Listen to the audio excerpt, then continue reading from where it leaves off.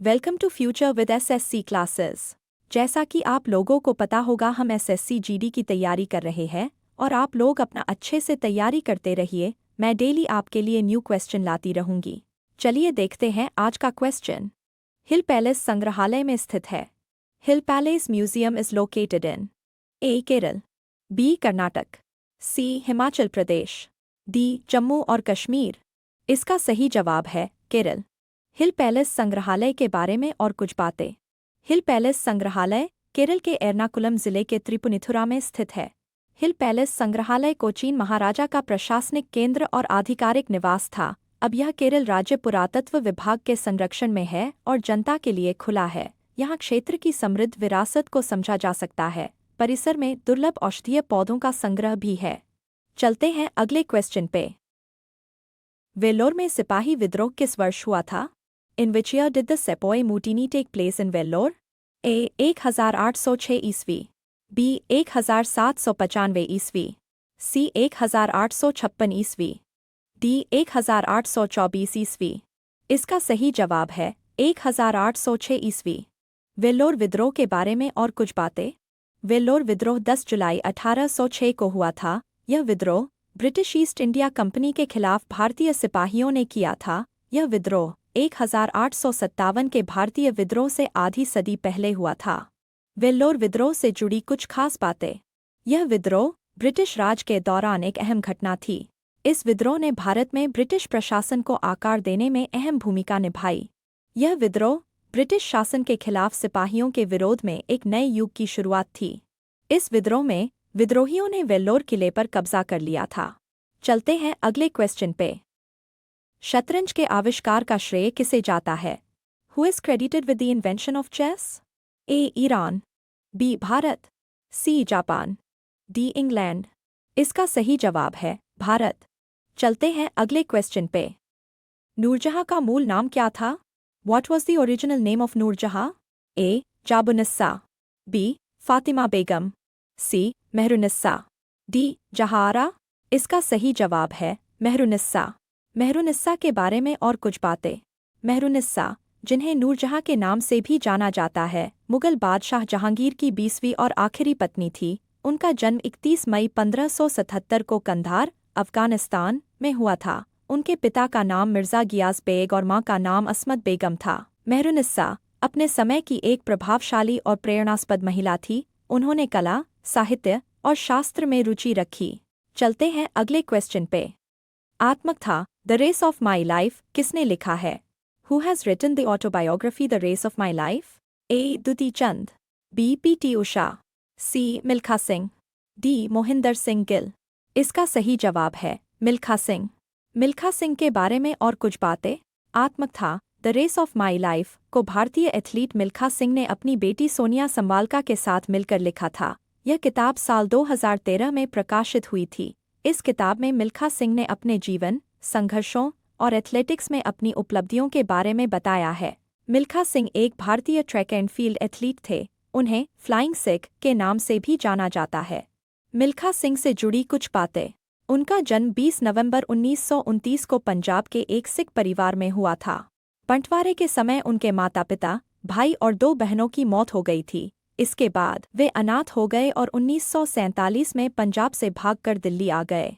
उन्होंने भारतीय सेना में भर्ती होकर दौड़ना शुरू किया था।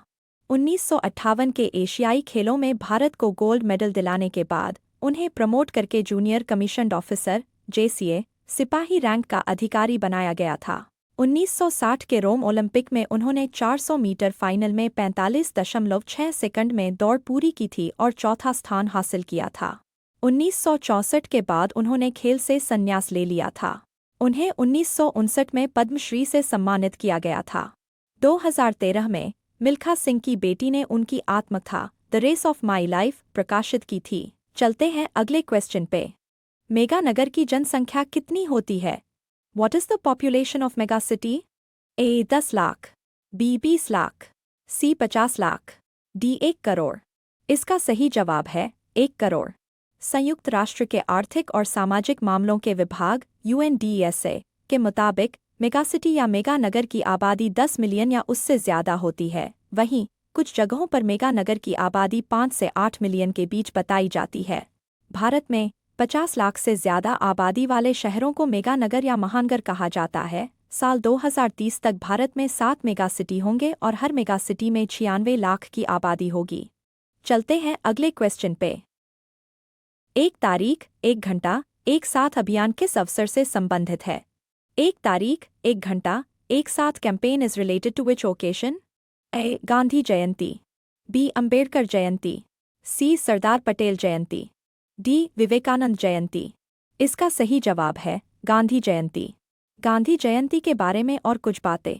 गांधी जयंती भारत में 2 अक्टूबर को मनाया जाने वाला एक वार्षिक अवसर है। यह दिन महात्मा गांधी की जयंती का प्रतीक है और इस साल तीसरा राष्ट्रीय अवकाश गांधी जयंती मनाने के लिए पीएम ने एक तारीख, एक घंटा, एक साथ अभियान का प्रस्ताव रखा। चलते हैं अगले क्वेश्चन पे। 2025 में G20 की मेज़बानी कौन कर रहा है? Who is hosting the G20 in 2025? A. Philippines, B. Australia, C. Japan, D. दक्षिण अफ्रीका। इसका सही जवाब है दक्षिण अफ्रीका। G20 2025 के बारे में और कुछ बातें। 2025 में G20 की मेज़बानी दक्षिण अफ्रीका को सौंपी गई है। जी के इतिहास में पहली बार इतने लंबे समय तक ग्लोबल साउथ द्वारा इस फोरम की अध्यक्षता की गई है। 2022 में जी का आयोजन इंडोनेशिया, 2023 में भारत और 2024 में ब्राज़ील में किया गया। चलते हैं अगले क्वेश्चन पे। भारतीय संविधान द्वारा लोकसभा की अधिकतम सदस्यता संख्या कितनी निर्धारित की गई है? What is the general constitution number prescribed by the Indian Constitution? A is 546, B 552, C 545, D 543। इसका सही जवाब है 552। भारतीय संविधान के अनुच्छेद 81 के मुताबिक लोकसभा में अधिकतम 552 सदस्य हो सकते हैं। इनमें से 530 सदस्य राज्यों का प्रतिनिधित्व करते हैं और 20 सदस्य केंद्र शासित प्रदेशों का। लोकसभा के बारे में कुछ और खास बातें। लोकसभा में सदस्य वयस्क मताधिकार के आधार पर प्रत्यक्ष चुनाव से चुने जाते हैं। लोकसभा का कार्यकाल जब तक कि इसे भंग न कर दिया जाए, इसकी पहली बैठक के लिए नियत तिथि से 5 साल का होता है। लोकसभा में कुल 131 सीटें अनुसूचित जातियों और अनुसूचित जनजातियों के लिए आरक्षित है। लोकसभा की कार्यवाही का सीधा प्रसारण संसद टीवी चैनल पर होता है। लोकसभा संसद का निचला सदन है। चलते हैं अगले क्वेश्चन पे। पैरालंपिक 2020 पदक तालिका में भारत की रैंकिंग क्या थी? What was India's ranking in the Paralympics 2020 medal table? A 20, B 24, C 13, D 10। इसका सही जवाब है 24। टोक्यो पैरालंपिक 2020 के बारे में और कुछ बातें।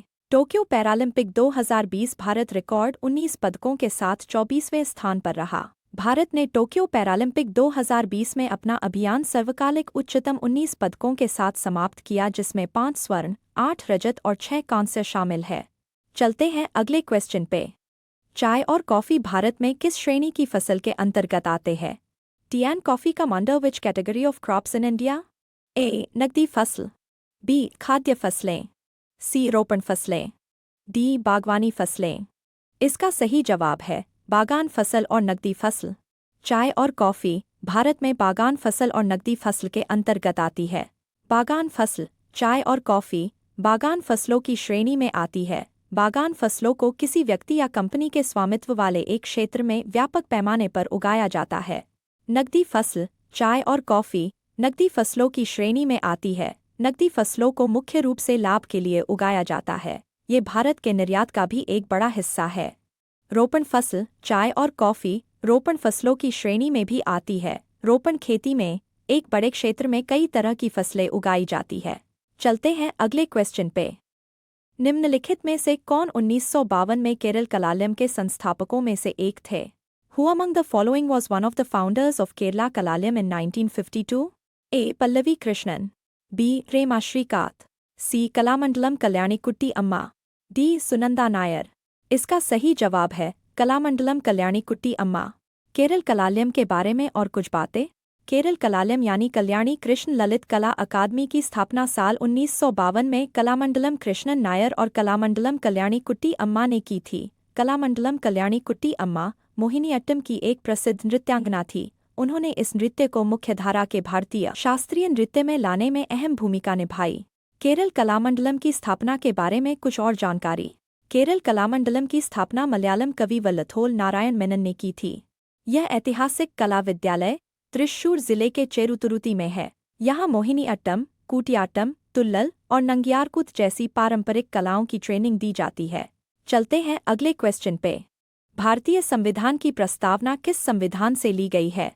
The preamble of the Indian constitution is taken from the constitution of A. Soviet संघ वर्तमान रूस से, बी. कनाडा से, सी. ब्रिटेन से, डी. संयुक्त राज्य अमेरिका से। इसका सही जवाब है संयुक्त राज्य अमेरिका से। संविधान की प्रस्तावना के बारे में और कुछ बातें। भारतीय संविधान की प्रस्तावना संयुक्त राज्य अमेरिका के संविधान से प्रेरित है। प्रस्तावना की भाषा ऑस्ट्रेलिया के संविधान से ली गई है। प्रस्तावना में शामिल कुछ और बातें। प्रस्तावना को संविधान का हृदय और आत्मा कहा जाता है। प्रस्तावना में मौलिक मूल्य और संविधान का परिचय दिया गया है। प्रस्तावना में शामिल शब्द हैं संप्रभु, समाजवादी, धर्मनिरपेक्ष, लोकतांत्रिक, गणराज्य, न्याय, स्वतंत्रता, समानता और भाईचारा। प्रस्तावना की शुरुआत हम भारत के लोग से होती है और यह 1926 नवंबर 1949 अंगीकृत पर खत्म होती है। प्रस्तावना के पीछे आदर्शों की नींव जवाहरलाल नेहरू के उद्देश्य संकल्प पर रखी गई थी। संविधान निर्माताओं ने जवाहरलाल नेहरू के उद्देश्य प्रस्ताव का समर्थन किया था। चलते हैं अगले क्वेश्चन पे। 1824 में जेम्स प्रिंसेप ने भारत के किस शहर में जनगणना की थी? In which city of India did James Prinsep conduct a census in 1824? A. Bombay, B. Banaras, C. Allahabad, D. Calcutta. इसका सही जवाब है इलाहाबाद। जेम्स प्रिंसेप ने साल 1824 में इलाहाबाद में जनगणना करवाई थी। इसके अलावा साल 1827-28 में उन्होंने बनारस में भी जनगणना करवाई थी। James Prinsep east India company में एक अधिकारी थे। उन्होंने साल 1838 में सबसे पहले ब्राह्मी और खरोष्ठी लिपियों को पढ़ने में सफलता हासिल की थी। चलते हैं अगले क्वेश्चन पे। निम्नलिखित में से कौन भरतनाट्यम का प्रसिद्ध उन्नायक प्रोपोनेंट थे? Who among the following is a famous promoter of Bharatanatyam? A. Kalavati Devi, B. Kumkum Mohanty, C. Rukmini Devi Arundale, D. Sunanda Nair. इसका सही जवाब है रुक्मिणी देवी अरुंडेल। रुक्मिणी देवी अरुंडेल के बारे में और कुछ बातें। रुक्मिणी देवी अरुंडेल भरतनाट्यम से जुड़ी थी। रुक्मिणी देवी अरुंडेल एक प्रसिद्ध भारतीय नृत्यांगना और कोरियोग्राफर थी। उन्होंने भरतनाट्यम में भक्तिभाव भरा और नृत्य की एक अपनी परंपरा शुरू की। उन्हें कला के क्षेत्र में 1956 में पद्म भूषण से सम्मानित किया गया था। उन्हें 1967 में संगीत नाटक अकादमी फेलोशिप से सम्मानित किया गया था। रुक्मिणी देवी राज्यसभा के लिए नामांकित पहली महिला थी। चलते हैं अगले क्वेश्चन पे। ने 1864 और 1939 के बीच ब्रिटिश भारत की ग्रीष्मकालीन राजधानी के रूप में कार्य किया। Served as the summer capital of British India between 1864 and 1939। A. Kalimpong, B. Shimla, C. Mount, D. Abu गैंग। इसका सही जवाब है शिमला। शिमला ने 1864 से 1939 के बीच ब्रिटिश भारत की ग्रीष्मकालीन राजधानी के रूप में काम किया। सर जॉन लॉरेंस ने 1864 में शिमला को आधिकारिक तौर पर ब्रिटिश साम्राज्य की ग्रीष्मकालीन राजधानी घोषित किया था। शिमला हिमाचल प्रदेश का सबसे बड़ा शहर और राजधानी है। शिमला को पहाड़ों की रानी भी कहा जाता है। आज़ादी के बाद शिमला पंजाब की राजधानी बना और फिर हिमाचल प्रदेश की राजधानी बना। चलते हैं अगले क्वेश्चन पे। चित्तानी रामचंद्र हेगड़े निम्नलिखित में से किस नृत्य से जुड़े थे? Chittani Ramchandra Hegde was associated with which of the following dances 19? ए. छऊ नृत्य, बी. चप्पड़ती नृत्य, सी. यक्षगान नृत्य, डी. हुतारी नृत्य। इसका सही जवाब है यक्षगान नृत्य। चित्तानी रामचंद्र हेगड़े के बारे में और कुछ बातें। चित्तानी रामचंद्र हेगड़े यक्षगान नृत्य से जुड़े थे। वे कर्नाटक के उत्तर कन्नड़ जिले के होन्नावरा के रहने वाले थे। वे यक्षगान का प्रदर्शन करने वाले पहले पद्मश्री पुरस्कार विजेता कलाकार थे। उन्होंने यह पुरस्कार यक्षगान को समर्पित किया था। चलते हैं अगले क्वेश्चन पे। देशभक्तों के राजकुमार के रूप में किसे जाना जाता है? Who is known as the prince of patriots? A. Bhagat Singh, B. Subhash Chandra Bose, C. Vallabhbhai Patel, D Rajendra Prasad. इसका सही जवाब है सुभाष चंद्र बोस। वर्ष 1942 में गांधी जी ने सुभाष चंद्र बोस को देशभक्तों के बीच राजकुमार कहा। गांधी जी ने कहा कि नेताजी की देशभक्ति किसी से पीछे नहीं है, उनकी वीरता उनके सभी कार्यों से चमकती है। चलते हैं अगले क्वेश्चन पे। निम्नलिखित में से किसने संस्कृत महाकाव्य गीत गोविंद की रचना की है? Who among the following has composed the Sanskrit epic Gita Govinda? A. Jaydev, B. उदयराजा, C. Kalhana, D. Ramchandra. इसका सही जवाब है जयदेव। गीत गोविंद के बारे में और कुछ बातें। संस्कृत महाकाव्य गीत गोविंद की रचना 12वीं शताब्दी के हिंदू कवि जयदेव ने की थी। जयदेव एक वैष्णव भक्त और संत थे। जयदेव उत्कल राज्य यानी ओडिशा के गजपति राजाओं के समकालीन थे। जयदेव के 2 भजनों को सिख धर्म की पवित्र पुस्तक गुरु ग्रंथ साहिब में शामिल किया गया है। जयदेव की रचना गीत गोविंद को श्रीमद्भागवत के बाद राधा कृष्ण की लीला की अनुपम साहित्याभिव्यक्ति माना गया है। गीत गोविंद में कुल 12 अध्याय है। इस महाकाव्य के भारतीय क्षेत्रीय भाषाओं में 180 संस्करण है। इसका अंग्रेजी, फ्रेंच, लैटिन, हंगेरियन, डच और जर्मन में भी अनुवाद किया गया था। चलते हैं अगले क्वेश्चन पे। निम्नलिखित में से कौन सा मुख कैंसर का प्रेरक कारक है?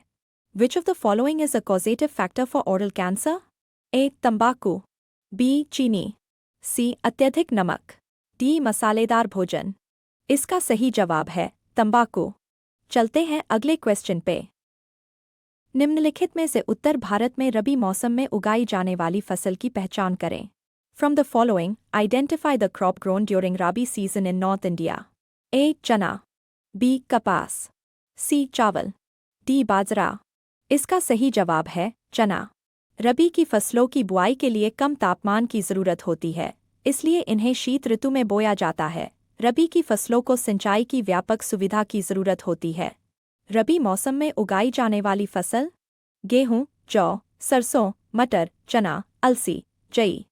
चलते हैं अगले क्वेश्चन पे।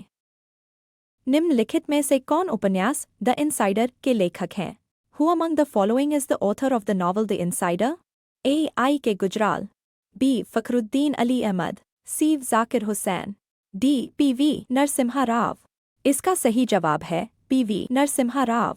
द इनसाइडर के बारे में और कुछ बातें। द इनसाइडर उपन्यास के लेखक भारत के पूर्व प्रधानमंत्री P.V. नरसिम्हा राव है। यह उपन्यास साल 1998 में प्रकाशित हुआ था। यह राव का पहला उपन्यास था।